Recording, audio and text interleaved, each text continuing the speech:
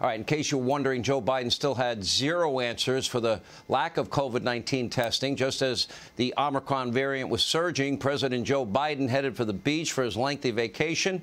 Naturally, Democrats, they wanted to know where not Joe Biden was, where Governor Ron DeSantis was, including Congresswoman Alexandria Ocasio-Cortez, who tweeted, "Hasn't Governor DeSantis been inexplicably missing for like 2 weeks?" As it turns out, Governor DeSantis was working in Tallahassee and also was with his wife while she was receiving cancer treatments. Ocasio-Cortez, what was she doing? She was down in Miami enjoying a maskless vacation in the state of Florida, with videos of her in a crowded club dancing the night away, maskless. And from the pandemic ripping through her home city of New York City, where nearly 20% of the population, estimates show, have Omicron. But according to the Congresswoman, any criticism of her vacation, and I don't get this part, is somehow sexually motivated. You'll have to explain that to me. It's time for rational adults take back the swamp and state houses all across the country, put an end to this COVID-19 madness once and for all. Joining us now, Florida Governor Ron DeSantis. Governor, I actually talked to people on your staff. You were in Tallahassee most of the time, and when you weren't in Tallahassee, you were with your wife. And by the way, our thoughts and prayers are with her as she's going through her treatments. Yeah, Sean, I mean, when people try to say that that's a vacation, I think anyone that's gone through those treatments would not agree that chemotherapy is a vacation. And so my wife has had to go through that. I've accompanied to all those treatments, trying to be a supportive husband. And so that's what we were doing on the one day where I didn't have anything on my public calendar, because it is a private matter. But if people are going to lie, we're going to fight back. And I can tell you, when you have people like that Congresswoman who rip Florida because we're open, who say you need lockdown policies, and then the first chance they get, they come running down to my state. If I had $1 for every lockdown politician that's done that over the last 2 years, I'd be awfully wealthy right now. I got to laugh. That's funny.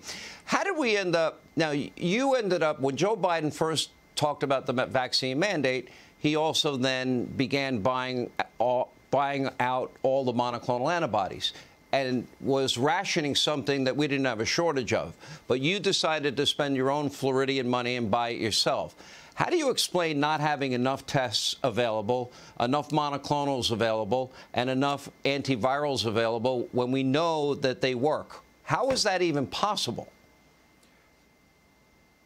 Well, I think with the monoclonals, that is absolutely leading to people dying, because we saw when we put in our sites this summer in Florida to deal with the Delta wave, we kept tens of thousands of people out of the hospital. We saved thousands of lives by providing that treatment. So that should have been replicated in all these other states. But instead, what Biden and his cronies have done, they've seized control of all the monoclonal antibodies. So yes, when we were in the pinch, I bought some myself. None of the governors now are able to do that because the feds have seized control. So we're in a situation where we've now asked for 40,000 more every week, because I have people that I could help, and they are holding on to it, and they're not distributing it the way we need it to be distributed.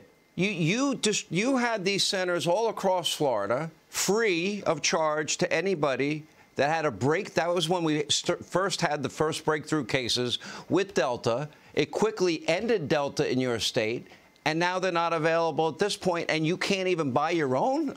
I just read that today. Well, they give us some, but they don't give us as much as we need. So we've built an infrastructure, Florida and Sean. We could scale up to 2 to 3 times the number of treatments that they're sending us, and we could make those readily available. We've asked them to do that.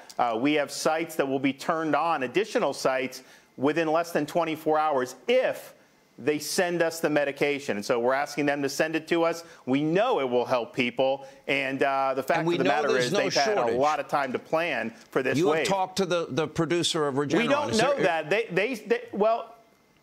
Well, the federal government says there's no shortage. But if there's not, then why are they not sending what these people need? I think they may have not purchased enough. And I think that's probably the root of why they're being so scarce with it. All right. Well, our prayers, we've been friends a long time. Our prayers to your wife as she goes through that harsh treatment.